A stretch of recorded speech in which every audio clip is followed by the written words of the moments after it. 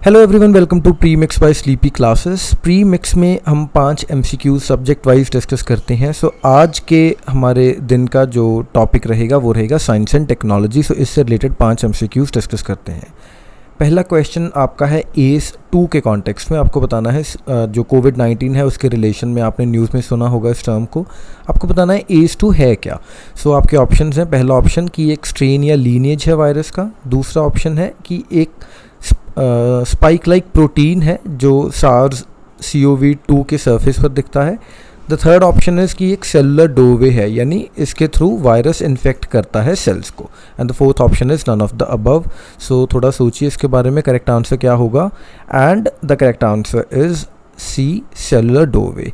सो S 2 जो question है इसीलिए बनाया गया था क्योंकि इससे पहले CRISPR-Cas9 काफ़ी ज़्यादा न्यूज़ में था। सो जो आपका UPSC है उसमें क्वेश्चन आया था Cas9 क्या चीज़ है। तो Cas9 क्या प्रोटीन है, मॉलिक्यूलर सीजर है, क्या है।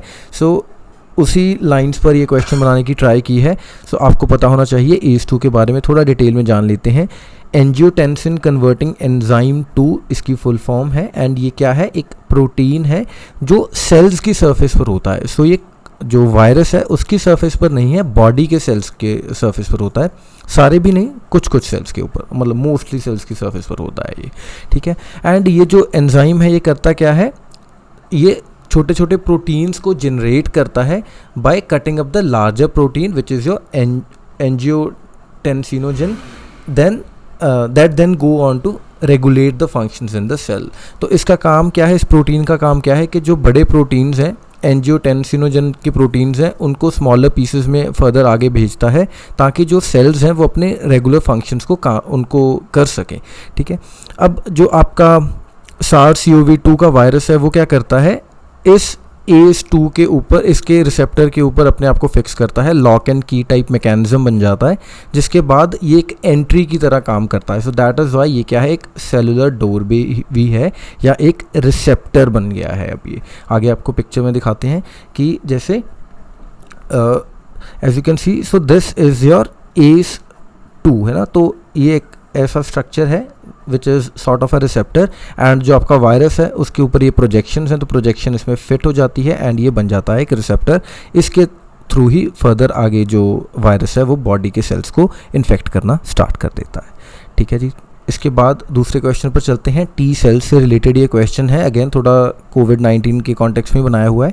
तो पहली स्टेटमेंट कह रही है कि एक बार अगर SARS-CoV-2 ने इन्फेक्ट कर लिया किसी को, तो जो इम्यून सिस्टम है वो highly functional memory T cells responses generate करता है। एंड जो दूसरी स्टेटमेंट है कि जो T सेल्स होते हैं they are a type of monocytes, ठीक है जी। तो थोड़ा सोचिए इसके बारे में, आपकी थोड़ी बेसिक साइंस की नॉलेज भी चेक हो रही है यहाँ पर कि कितने टाइप। अब ऑब्वियसली जो T सेल्स हैं होंगे तो वो WBCs है ना, वाइट ब्लड सेल्स होंगे, लेकिन वाइट ब्लड सेल्स भी अगर आगे कितने टाइप के हैं वो आपको थोड़ा रिकॉल करना पड़ेगा इसमें।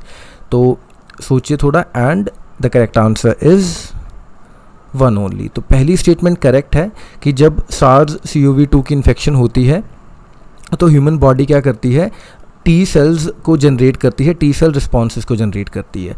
सो दोस्तों दो टाइप की रिस्पॉन्सेस हैं, एक है B सेल की रिस्पॉन्सेस, एक है T सेल की। आपको मुझे कमेंट सेक्शन में बताना है कि जो B सेल की है क्या वो ज़्यादा प्रोलॉन्ग्ड है या T सेल की ज़्यादा प्रोलॉन्ग्ड है ना। तो अब जैसे एक तो होगा कि इमीडिएट फायर फाइटिंग करेगी बॉडी, एंड एक होगी कि फिर उसके बाद जो इमीडिएट चीज़ को रोकने के बाद then the body would be prepared for the future thing, है ना, कि उसके बाद जो बीमारी आगे ना फैले। एक बार तो फायर फाइटिंग मोड में बॉडी ने कोई सेल्स जनरेट किए, तो वो B सेल्स जनरेट करती है या T सेल्स करती है, ये आपको मुझे कमेंट्स में बताना है।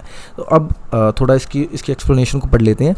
सो वाइट ब्लड सेल्स जो हैं वो इन्फेक्शन के अगेंस्ट बॉडी को बचाते हैं। 3 तरह के होते हैं ये, ग्रेन्युलोसाइट्स, मोनोसाइट्स एंड लिम्फोसाइट्स। तो जो आपके लिम्फोसाइट्स हैं वो फर्दर 2 टाइप के हैं, B सेल्स या एंड T सेल्स, ठीक है। तो B lymphocytes and T lymphocytes बोलते हैं। तो इसलिए आपका जो दूसरी जो स्टेटमेंट थी वो गलत थी, पहली स्टेटमेंट बिल्कुल करेक्ट है।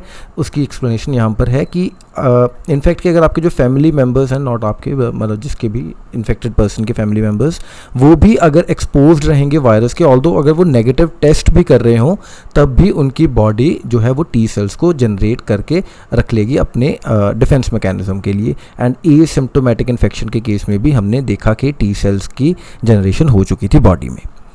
तीसरे क्वेश्चन की तरफ चलते हैं। तीसरा क्वेश्चन है कॉन्गोनेफॉन कैली, ये क्या है, इसके बारे में कौन सी स्टेटमेंट करेक्ट है, आप कौन सा ऑप्शन करेक्ट है बताना है। पहला ऑप्शन है कि ये डायनासोर के एंसेस्टर्स का नाम है। सेकंड ऑप्शन है कि ये एक प्लांट है जिसकी मेडिसिनल प्रॉपर्टीज़ हैं। तो थर्ड ऑप्शन इज़ कि सेंट्रल अफ्रीका की एक ट्राइब है। फोर्थ ऑप्शन इज़ कि ये वायरस स्ट्रेन है जो कोविड-19 की इन्फेक्शन के अगेंस्ट बॉडी की हेल्प करता है। सो आपको थोड़ा सोचना होगा इसके बारे में। करेक्ट आंसर क्या है? So the right answer is ancestors of dinosaurs. तो रिसेंटली ये रिसर्च पब्लिश हुई है, ऑल्दो रिसर्च चल बहुत टाइम से रही है, इनफैक्ट 22 ईयर्स हो चुके हैं इस रिसर्च को चलते हुए, अब उसकी प्रॉपर पुष्टि हुई है। तो इसीलिए जो करेक्ट आंसर है ए है।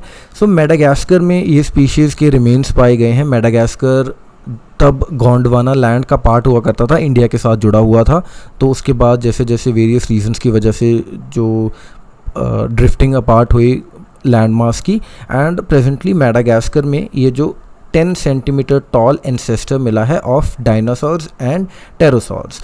तो टेरोसॉर्स क्या थे? ये फ्लाइंग रेप्टाइल्स थे। तो इसकी बॉडी को एनालाइज करने के बाद हमें पता चला है एवोल्यूशन का, कि किस तरीके से डायनासोर्स की एवोल्यूशन हुई। तो उनका कहना है कि एंसेस्ट्रली मीडियम साइज्ड एनिमल्स हुआ करते थे, उसके बाद ये बहुत स्मॉल साइज़ के एनिमल्स बन गए, इन्होंने अपने आप को अडेप्ट किया, जिसके बारे में हम बात कर रहे हैं ये स्पीशीज़ कॉन्गोनेफॉन। एंड उसके बाद उन्होंने ultimately finally they evolved into dinosaurs. तो पहले मीडियम साइज़ के थे, फिर स्मॉल साइज़ के हुए, and then they became gigantic. Fourth question है in the context of again कोविड-19 ओनली। सो पहली स्टेटमेंट है कि माइस एंड ह्यूमंस जो हैं 98% अपना डीएनए शेयर करते हैं। दूसरी स्टेटमेंट है कि जो माइस हैं उनको यूज़ किया जा रहा है for laboratory testing of the covid vaccine, यानी जो वैक्सीन हम बना रहे हैं उसकी जो टेस्टिंग है वो माइस को यूज़ करके कर रहे हैं। तो इसमें से कौन सी स्टेटमेंट करेक्ट है आपको बताना होगा। You can pause. The right answer is one only. तो दूसरी स्टेटमेंट जो कि बहुत लाइकली ट्रू हो सकती थी, नहीं ट्रू है। ऐसा क्यों है? पहला तो चलो फैक्ट ही आप याद कर लीजिएगा। अब ना एनिमल मॉडल बोलते हैं कि जब हम एनिमल्स के ऊपर टेस्ट करते हैं, सो होता क्या है कि एनिमल मॉडल को सक्सेसफुल होने के लिए 2 क्राइटेरिया को मीट करना पड़ता है।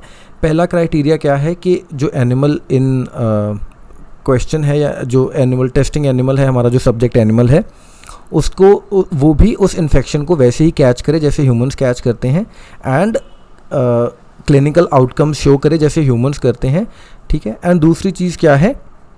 that it has altered physiology that accompanies the disease, यानी जो सिम्टम्स ह्यूमंस में देखेंगे तो वो भी वैसे ही सिम्टम्स हमें दिखाए। तो ये कुछ क्राइटेरिया है एनिमल को सिलेक्ट करने का, ठीक है। तो माइस को हम बहुत वाइडली यूज़ करते हैं, अदरवाइज़ कितनी ज़्यादा जो मेडिसिन है माइस के ऊपर टेस्ट होती हैं, लेकिन SARS-CoV-2 के केस में, इस वायरस के केस में थोड़ा मैकेनिज़्म बदल गया है। माइस के केस में क्या है कि जो लॉक एंड की मैकेनिज्म जो मैं आपको पहले क्वेश्चन में बता चुका हूँ, माइस के केस में वैसा नहीं हो पाता। दैट इज़ वाई SARS-CoV-2 उस तरीके से माइस को इन्फेक्ट नहीं कर पाता जैसे ह्यूमंस को करता है। तो इसीलिए अब जो माइस के ऊपर हम मेडिसिन बना के टेस्ट करेंगे वो तो ह्यूमंस के लिए कोई कारगर साबित ही नहीं होगी।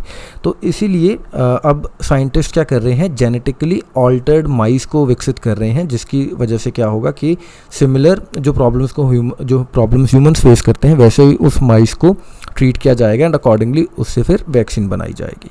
अदरवाइज़ जो रीसस मंकी है एंड जो फेरेट्स, कैट्स एक्सेट्रा, इन सब में कुछ सिमिलैरिटी देखी जा रही है in the context of developing a vaccine. लेकिन अब इतने बड़े जो एनिमल्स को लैब्स में रखना और उनके ऊपर टेस्टिंग करना वो थोड़ा प्रॉब्लमेटिक होता है। माइस काफ़ी ज़्यादा लैब फ्रेंडली लगा लीजिए आपकी, उनके ऊपर टेस्टिंग करनी आसान है, ठीक है। तो इसीलिए साइंटिस्ट जेनेटिकली मॉडिफाइड या genetically altered mice to be very precise उसको डेवलप कर रहे हैं, ठीक है। एक और जो चीज़ है कि जो ferrets, hamsters and cats and also Rhesus monkey, ये ऑल्दो ह्यूमंस की तरह ही जो वायरस को अट्रैक्ट तो कर रहे हैं, लेकिन इनमें क्या है कि जो सिम्टम्स बाद में ह्यूमंस में डेवलप होते हैं या जितने टाइम तक के होते हैं, या जो रिकवरी रेट है वो इनका थोड़ा फास्ट है ह्यूमन से। तो that is why even they are not very ideal candidates. तो इनके ऊपर भी हम अपने सारे दाव नहीं खेल सकते, ठीक है।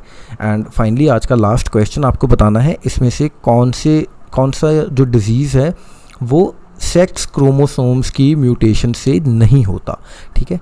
सो आपके ऑप्शन हैं down syndrome, haemophilia, muscular dystrophy and colour blindness. तो थोड़ा सोचिए इसके बारे में, ऑप्शन उस हिसाब से चूज़ करना है कौन सा नहीं होता, ठीक है। So the right answer is option A, down syndrome.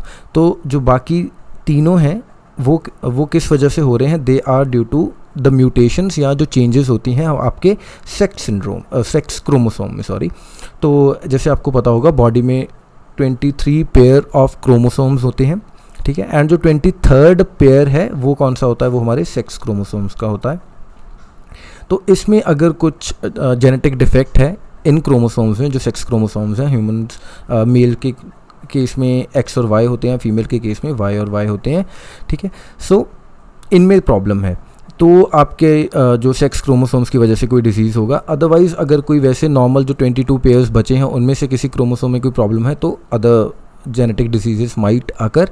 तो जो डाउन सिंड्रोम है इसको ट्राइसोमी 21 भी बोलते हैं एंड ये क्रोमोसोम 21 का डिसऑर्डर है, ठीक है। हीमोफीलिया की बात की हमने, हीमोफीलिया में क्या होता है, जो क्लॉटिंग काफ़ी ज़्यादा कम हो जाती है तो ब्लड लॉस होने से जो डेथ के चांसेस बहुत बढ़ जाते हैं। So haemophilia is related to the blood loss and ये भी एक जेनेटिक डिसऑर्डर है, ये लेकिन होता है सेक्स क्रोमोसोम्स की वजह से। एंड उसके बाद है आपका मस्कुलर डिस्ट्रॉफी। तो मस्कुलर डिस्ट्रॉफी में क्या होता है, मसल्स बहुत ज़्यादा वीक होते हैं, ये भी इनहेरिटेड डिजीज़ है। एंड एक प्रोटीन होता है डिस्ट्रॉफिन जिसकी कमी की वजह से ये जो डैमेज एंड वीकनेस है वो आती है बॉडी में, ठीक है जी। सो ये रहा आपका जो आज का प्रीमिक्स। आई होप आपने कुछ नया सीखा होगा आज के वीडियो में and if that did happen तो please I would request you कि आप वीडियो को लाइक कीजिए and you may always write in the comment section below अगर आपको कुछ वैल्यू एडिशन करनी है या कुछ आप कोई और फैक्ट स्टेट करना चाहते हैं या फिर आप कोई अगर गलती भी इंप्रूव करना चाहते हैं तो that also you can write, will pin it up in the comment section. कई बार पढ़ाते पढ़ाते कोई चीज़ गलत निकल जाती है सो उसको हम पिन कर देंगे ऊपर ताकि जब आप रिवाइज़ करें या जब कोई और देखे उसको तो उसको वो गलती दिख जाए, ठीक है जी। एंड अगर वीडियो नहीं पसंद आए तो you can always dislike as well, है ना, अनलाइक कर सकते हैं वीडियो को। So that is all, thank you for watching.